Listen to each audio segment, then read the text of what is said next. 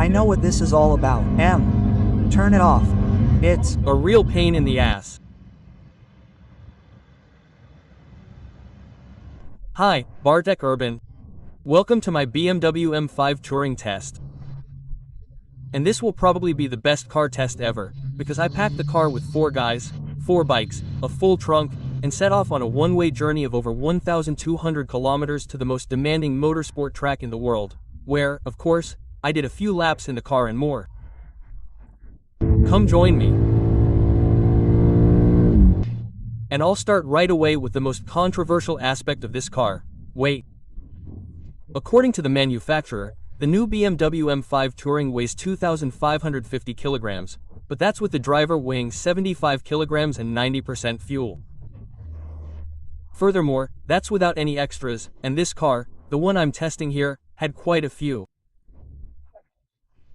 Anyway, I got on the scale, and it read 2,540 kilograms without the driver, but with fuel to the top and a roof rack installed. If you calculate that 90% fuel capacity without a roof rack, you'd probably have to subtract about 10 to 15 kilograms. So the weight of this M5 Touring is 2,530 kilograms without the driver. That's a lot, and that was still empty, so it's time to revisit that. The M5 Touring is almost 5.1 meters long, 197 meters wide, and 151 meters high, making it a truly enormous car, especially considering the previous generation of the 5-cylinder was a combination. And 13 centimeters is a lot, believe me. Unfortunately, you can't tell from the trunk, which had 575 liters, while the M5's now has 500. But that's because the M5 is a PHV hybrid, or PH hybrid, hence the smaller trunk. The previous 5-cylinder was also available in a hybrid, and the trunk was even smaller. As you can see, the trunk is adjustable, has a hook for shopping, a cigarette lighter socket, small compartments on the sides, and there's an underfloor storage compartment. Can you recline the seatbacks from this level? The floor isn't perfectly flat.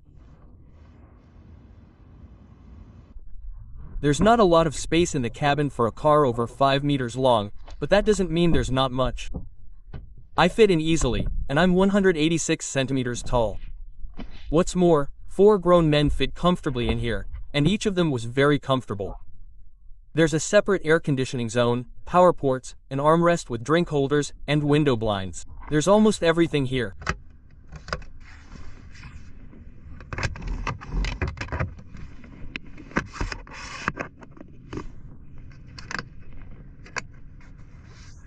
Of course, the front seats are even more comfortable, with the semi-buoyant seats being very comfortable. I drove a 12-hour trip in them almost in a flash, stopping only for fuel and a bathroom break, and after getting out of the car, I felt like I could have driven another 12 hours. I like that. Okay, back to weighing the car. Now I've loaded 4 guys into the car, 4 bikes on the roof, and, as you can see, a trunk with a lot of stuff. With that load, the scales read 2,970 kilograms. That's right, almost 3 tons, and the gross vehicle weight limit for this car is 3,050 kilograms, so it was a close call. I'll also add that this was a scrapyard scale, and the measurement error can be as much as 100 kilograms, so the weight could indeed vary slightly. I'm assuming the scale was right this time, and I set off on a journey of over 1,200 kilometers one way from Warsaw to the Nürburgring Ring. The route is 99% on expressways and highways, so our average cruising speed was usually 130 kilometers per hour, or 127,128 kilometers on the GPS. We didn't go any faster because the bike rack only holds up to 130 kilometers per hour, and even if we could have gone faster, the whistling sound from the rack was so irritating that we couldn't have gone any faster.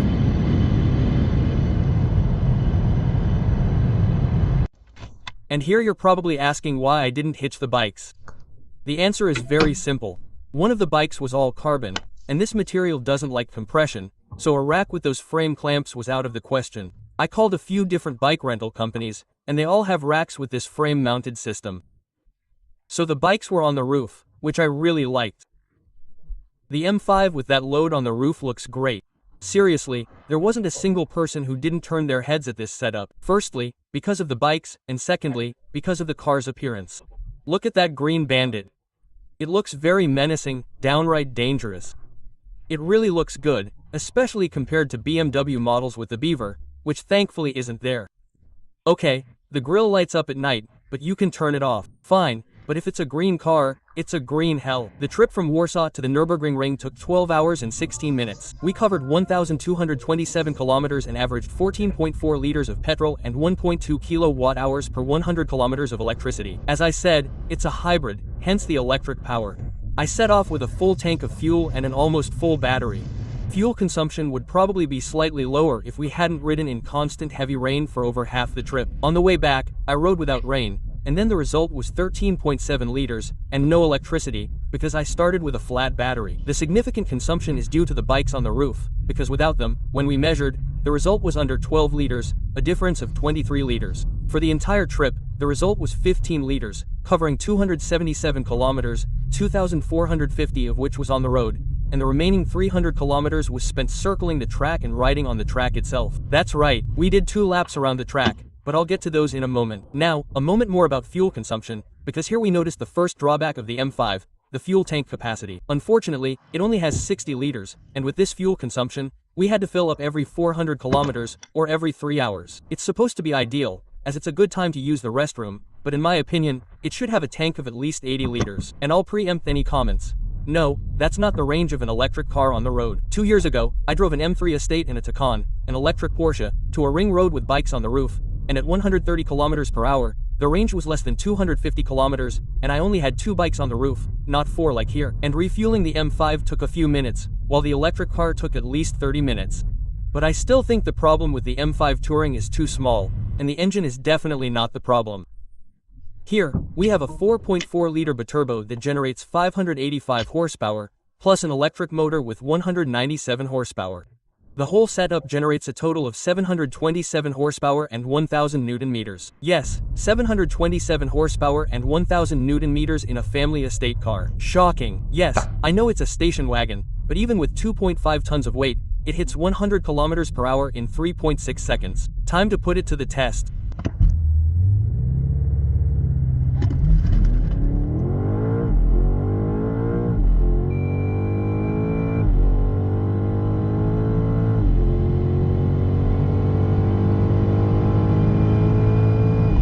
As you heard, it was whistling loudly because we dropped the bikes in Germany and took the test without passengers or bikes, but the roof rack was still there, only, as I said, without the bikes. And the result is 3.6 seconds to 100 kilometers per hour and 6.8 seconds to 200 kilometers per hour. Super fast. It might have been a bit faster to 100 kilometers per hour with better asphalt, because the car was sliding on all 4 wheels. It's a beast.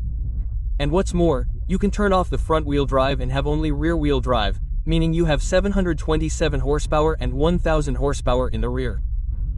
Just a touch of the gas and a cloud of smoke follows. Shocking.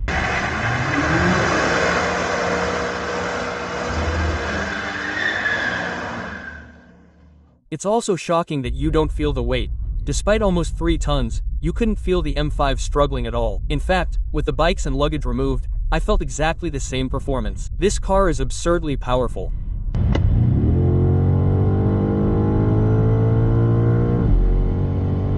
Plus, you can also drive purely on electricity, which is a bit of an abstraction, because you see a car that looks menacing, powerful with its 4 pipes, and then suddenly it starts moving and you can't hear a thing. That's really strange.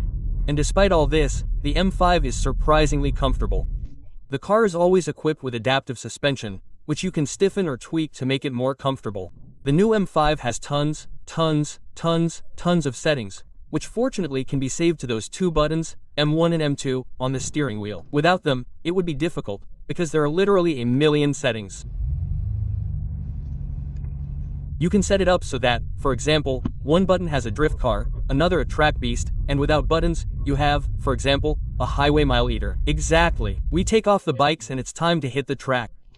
I deliberately didn't fill up the electric system because there's really no need. In the most sporty mode, the car regenerates energy very well, so there's always some of that electricity there. I repeated the acceleration measurements when the range was no longer showing, and it returned in a matter of seconds, and the results were the same.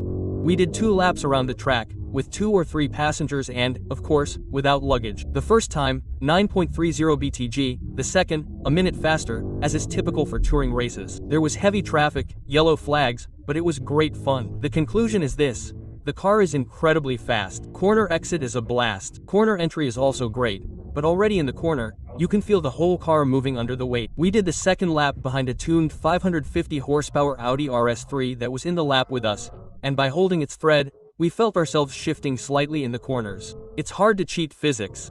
By the way, the 3 rupees broke 8 minutes BTG at Truck U Day, and that's a truly amazing time. Congratulations.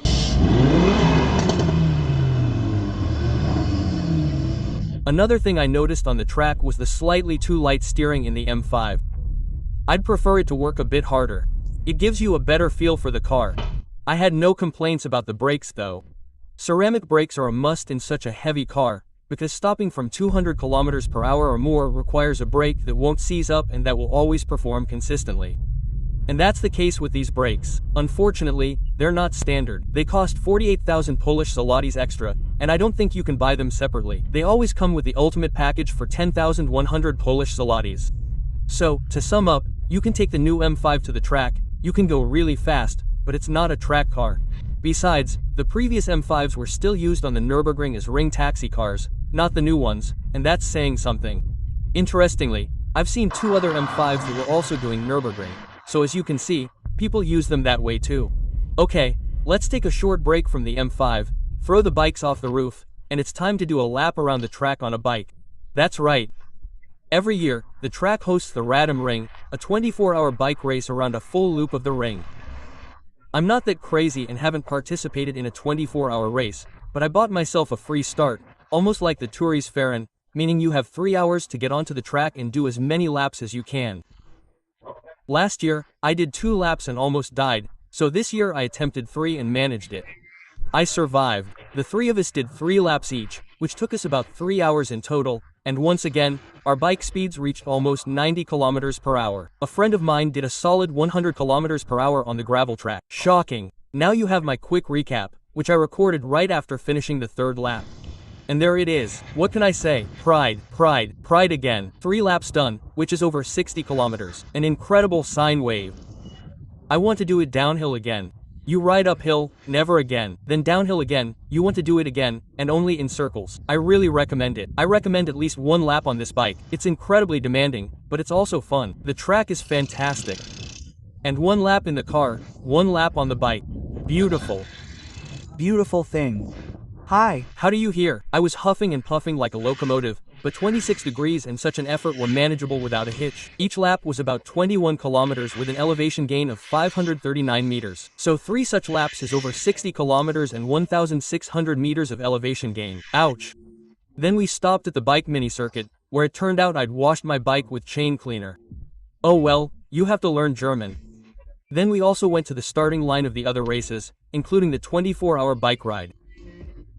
Here, you could compete individually or in teams of 2, 4, or 8. Solo, the best woman completed 24 laps after 24 hours, and the best man completed 28.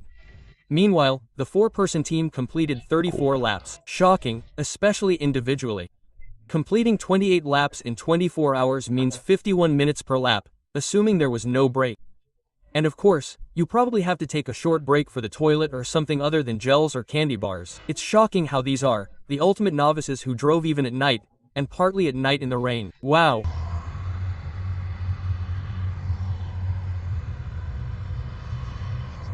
Okay, so let's get back to the M5 and talk about the interior. In my opinion, the interior is the weakest point of the new 5, mainly because of its appearance. It's very computer-like. There are only screens. Even the hazard warning light buttons are on a touchpad, and they're a pain to press. The temperature is already adjusted on the screen. The digital clocks are just a screen, with ugly graphics. The interior is very impressive because it's modern, but previous generations had much nicer interiors. True, everything works quickly. So, as you can see, the multimedia works smoothly, there are no receptions, and they have nice graphics. But, as I said, the previous interiors were nicer in my opinion. So let's check out the fit and materials.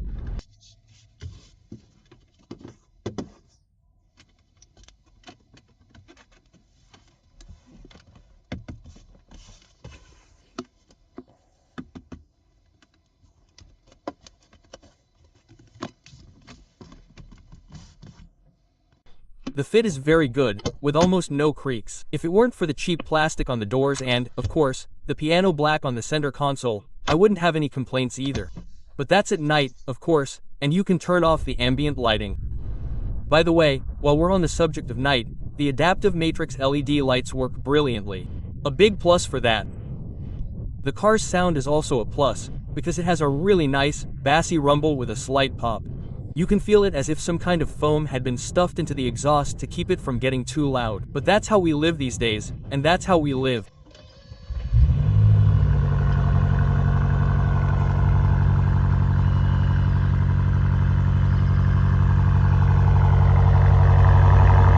Unfortunately, there's a sound synthesizer in the cabin, which is amplified sound from the speakers, but you can turn it off. That's all there is to it.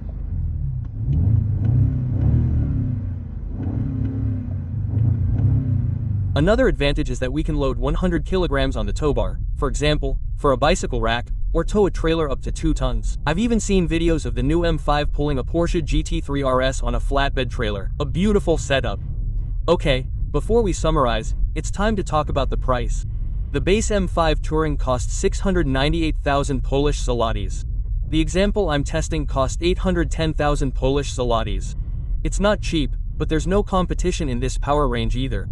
The only station wagon this fast left in this class is the Audi 6 rupees, which only has 600 or 630 horsepower. And in this more powerful performance version, the 630 horsepower costs 692,000 Polish zlotys, which is 6,000 Polish zlotys less than the M5. However, the M5 has a hybrid and significantly more power. Hence, the performance is slightly better, but not up to 100 km per hour. The RS6 can do 0 to 100 km per hour in 3.4 seconds, but 0 to 100 km per hour is 8.6 seconds, 1.8 seconds slower than the M5. These are very worthy opponents, and I can't wait for the new generation 6 rupees, which will be revealed any minute now. I just wonder if it will be a V8 or a V6. I'm keeping my fingers crossed for the V8. In summary, the new BMW M5 Touring. It's a great, versatile family station wagon that's practical, spacious, comfortable, and a bit sporty. I use the word slightly sporty deliberately because the performance is truly on par with supercars. 0 to 100 km per hour in 3.5 seconds in the station wagon and 100 km per hour in 7 seconds. It's impressive, but unfortunately, its considerable weight also makes a huge difference and makes it feel worse on the track.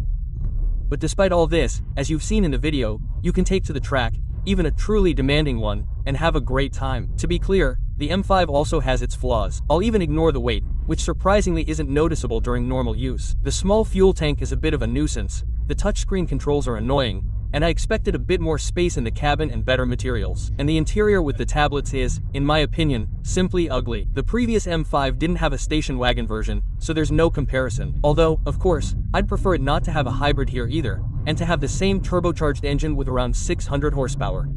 But if a hybrid was the only option for a V8, then we'll have to live with it. And interestingly, the hybrid can cover 50 kilometers on the same electric power, so if you like that, you can certainly drive it. Yes.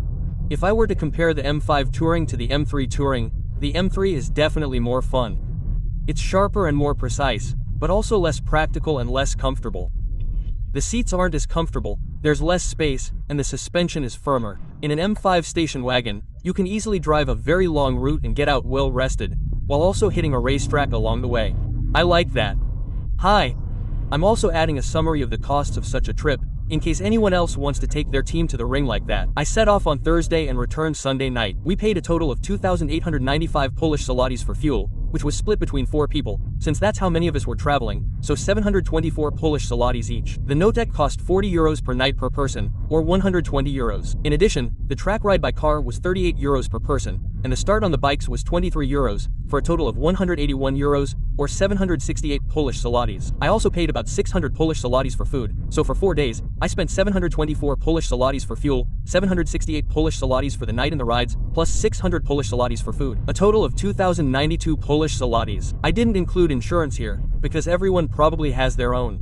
And I didn't include the prizes I bought myself, like a t-shirt and a cap from the ring. Well, you have to have a souvenir. I recommend this trip because the atmosphere is truly amazing, and I immediately send my regards to my team. Professor Sosna, Elik, Lemon, Golik. It was a wonderful trip, gentlemen. I will never forget it. I highly recommend this trip because the place is simply a must for every motorcycle enthusiast. And as you can see, it's also perfect for both amateur and professional cyclists. Hi, okay, enough.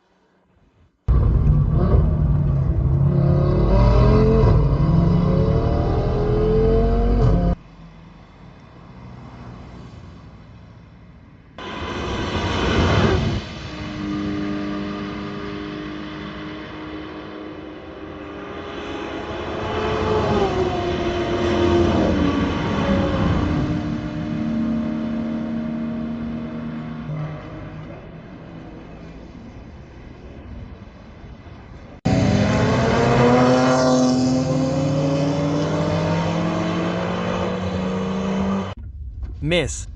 Dog, dog, because there's a dog chasing. Let me see, she said. Look, she just said, I'll tell you it's a very pleasant time. Great downhill, great going, really great, bring, worse uphill, what? Uphill, there's no uphill at all.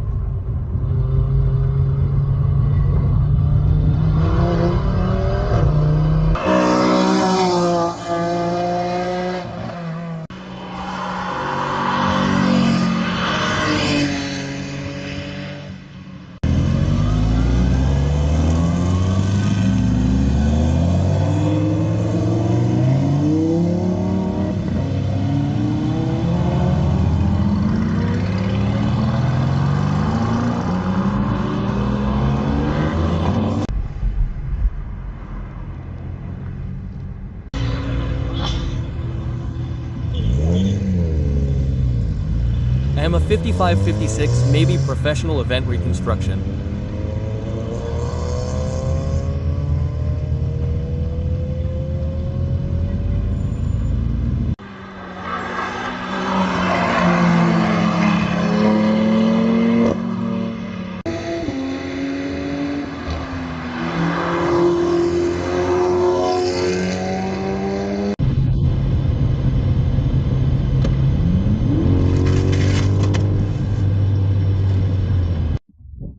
Porsche GT3 RS with N2. He went down, downhill, downhill.